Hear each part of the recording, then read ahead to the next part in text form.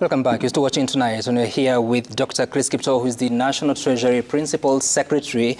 And Dr., we had gotten to the point of speaking about expenditure, and I'm looking at some of the highlights of the 3.99 trillion shillings expenditure. You look at allocations like to the counties, 400 billion shillings, plus another 44 billion shillings. You look at NGCDF, still growing 63 billion shillings, and so many other services, including the security sector, taking a whole 377 billion shillings. And at a glance, these are huge figures because counties plus, let's say, the security sector, and for instance, if we had to talk about even public administration, that's already a whole 1 trillion shillings. That's a lot of money. But what is this that is pushing this expenditure higher and higher every other year? First of all, with the increase in the population of our country, definitely there is need also to make sure that policing, for instance, has to be in tandem with that. So the security sector is also determined by what happens within the population. But I think for counties, and CDF is also based on the formula that is there, that is linked on previous revenues. Yep. And so because revenues keep growing, that number also has to grow. Like now, the counties got 401 billion yep. as their equitable share. Right. But also there's additional allocation that has come both from donor funding of, I think, around 30 billion, and another almost 10 billion from national government. That takes it to 444 billion. Right. And I think for us at National Treasury, we feel that there's also scope for on-source revenue that should come from counties.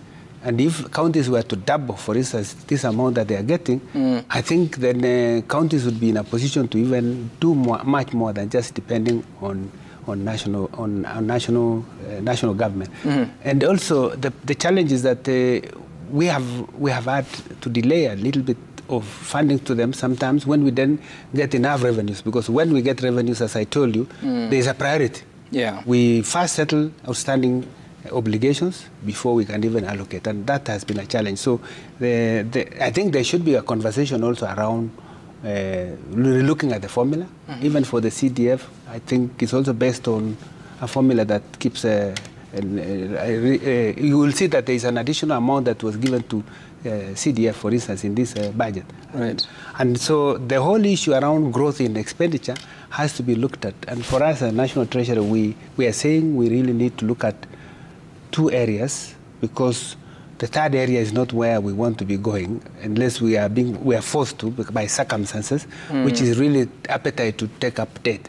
Because a debt today is really a problem tomorrow. And if Kenyans are crying about taxation today, there will be an even bigger problem, especially for the children of tomorrow, where they're going to inherit huge amounts of debt that the generations that we are now are the ones who have led into this situation. So we are saying, let's try and look at this 3.9. It was 4.2. We managed to lower down 300, almost 250 billion. Even as we go forward, we were telling every accounting officer to look at scope for reduction. And we believe that there is scope for further rationalization of the budget, or especially expenditure. Okay. And then now, as we work on revenue-raising measures, and I think also on this issue of tax, there is an issue of compliance.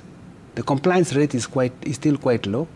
We estimate it as around 70%. We are saying if we reach 90% in the next 1 year or 2 years, that would really help. That's only for the current taxpayers, but the tax base is still quite narrow. The idea is to expand the tax base. So you see, we have a national tax policy that has identified challenges in the area of taxation, and we have a medium-term revenue strategy. In this strategy, we are actually saying, if we widen the tax base, in the next year we are going to lower. We hope to be in a position to lower income tax, for instance, to say from 30 to 25. VAT can come down, because as long as you have a bigger tax base and even you lower the rates, then you will still generate revenue. So it doesn't mean that lowering of rates necessarily leads to a reduction in revenue. Okay. Yeah. All right, I see that. So let's spend the final minute here, just you helping us walk through the bottom-up economic transformation agenda and what you've seen, because this is the second budget, so you've been around for nearly 2 years. What progress are we making under that framework? First of all, the bottom-up economic transformation agenda is focused on policy actions that would lead to, first, lowering of cost of living, and we have seen progress in that. In October 2022, inflation rate was 9.6%. Today it is 5.1%. And it is within target. Over the same period, we have managed to stabilize the exchange rate.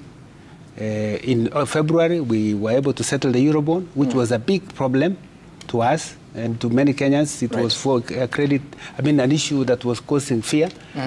We entered the market, we settled 1.5 billion, and that really brought down stability. The exchange rate has now stabilized, and from 165 at that time, now it's 130, trading even at around 129, and stable.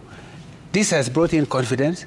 You can see the investor levels are high now, even in the participation of our infrastructure bond. It was oversubscribed, almost 12%. The Eurobond itself, some say it was a bit expensive compared to others. Of course, that is the price where you pay when you run huge budget deficit, because it's market driven. Okay. Now and then, look at capital markets. At the moment, there is activity coming up, and there is semblance of macroeconomic stability that's coming out. So cost of living has come down, and you can check in the shops now. I think price of unga has come down, price of petrol has come down. And so, to the extent that the actions we have taken have brought down cost of inflation, I think that better objective has been achieved. Okay. The other objective is, of course, to bring down to increase employment. We also want to incentivize production and investment. We want to expand the tax base.